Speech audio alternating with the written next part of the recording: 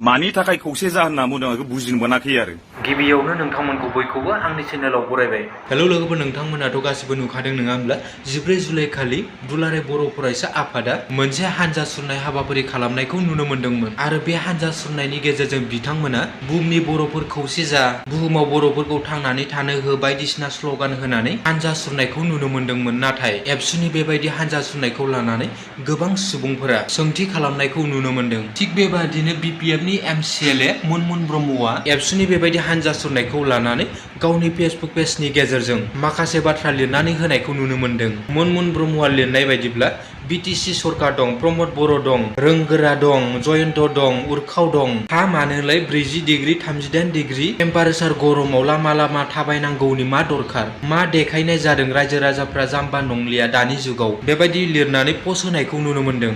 बेनि अनगायैबो बर'नि एक्टर जन गार्जिया बे हानजा सुरनायनि सायाव सोंथि खालामनायखौ नुनो मोन्दों। बिथाङा बे हानजा सुरनायनि सायाव मा बुंखो नोंथांमोना उननि भिडिअखौ नायलांदो। थारमाने आं दिनै मोनसे भिडिअ लाबोनाय जाहैबाय। आं आबसुनि सायाव मोनसे भिडिअ लाबोनाय जादों। जितु धरना होनानै थांबाय, जितु दाख्लै रेलि खालामदोंमोन। खोथाया जाहैबाय थिग আছে बर' हारि खौसे जा होनदों। आं बेखौ बुहुत गोजोननाय हामलायो। माने बयबो खौसे जानांगौ। किन्तु मोनसे खोथाया जाहैबाय जे माबायाव जितु आं दा बुंनो सानदों, जितु खौसे जानांगौ होनना बुंदों, थ' गावस्रादों माब्ला गावस्रानायमोन? आंथ' गावस्रानाय नुवाखै, बयबो खौसेयैनो दङ। खौसे जा होनदों थिगैनो दङ, किन्तु माब्ला गावस्रानायमोन? आंथ' गावस्रानायखौ नुवाखै। खौसे जालायलायनाय मायाव गावस्रादों, जेनेबा माखौ गावस्रानाय नुदों जे खौसे जा होननानै बुंदों? दा खोथाया जाहैबाय MP इलेक्शनबो थांबाय, बे समावबोथ' जों खौसे जानो हायोमोन। ओरैहाय नोङो माबायावबो थांबाय, बाइ इलेक्शन थांबाय MLA, बेयावबो खौसे जानो हायोमोन।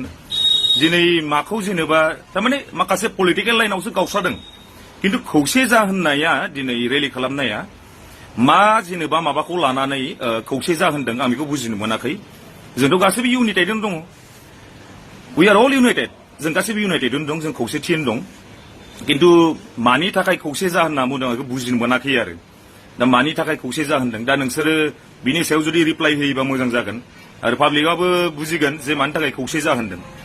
आंनि कुइसना बेल' जे माब्ला गावस्रानाय, खोथाया बेल' आरो। बर' हारिया माब्ला गावस्रानाय? आंथ' गावस्रानाय नुवाखै, गासिबो खौसेयैनो दङ। किन्तु दासो मानो गावस्रादों होनदों आं बेखौ बुजिनो मोनाखै आरो। थेंक इउ स' माच। गासिबो नोंसोर कमेन्ट्सआव हरबानो जाबाय। Thank you.